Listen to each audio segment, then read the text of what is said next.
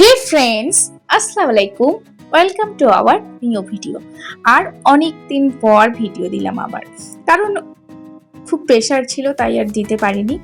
তো আপনারা কেমন আছেন অবশ্যই কিন্তু জানাবেন। আজ ছেলে বর আর আমি একসঙ্গে একটুখানি সানডে ঘুরু করতে বেরিয়ে পড়েছিলাম। আর বিশেষ করে আজকে আবার ফাদার্স ডে আছে। তো এই যে চলে এসেছি বাসুদেবপুর চায়ের হাট। আর এটা দেখুন না কত সুন্দর লাগছে, একদম মনে হচ্ছে যেন মেলা বসেছে। আর এখানে এসে তো ছেলে আবদার করছে, মাম্মা কি খাবো, আমি মিল্ক শেক। তো এই সবই কথাবার্তা হচ্ছে আর কি, কি খেতে চায় ছেলে। ও আবার স্ট্রবেরি মিল্ক শেক চাই। তো আমাকে বলছে আমি এটাই খাবো, অন্য কিছু কিন্তু খাবো না। অ্যাক্টিংটা দেখছেন? ওকে। তো তারপর বর চলে গেছে ওখানে অর্ডার দিতে। আর এই দেখুন আশেপাশটা কি সুন্দর লাগছে না দেখতে, একদম।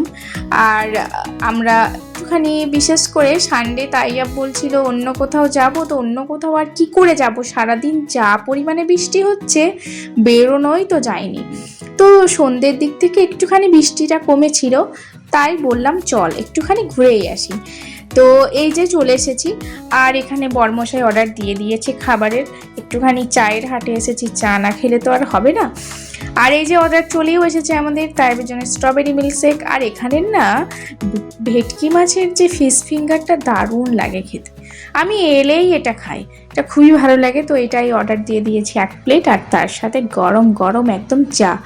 এই ওয়েদারে কি যে ভালো লাগছিল কি বলবো, খেতে দুর্দান্ত লাগছিল। তারপর এই যে তাইয়াবকে জিজ্ঞেস করছি মিল্কশেকটা কেমন, ও বলছে মাম্মা ভালোই, কিন্তু অনেকটা মিষ্টি লাগছে।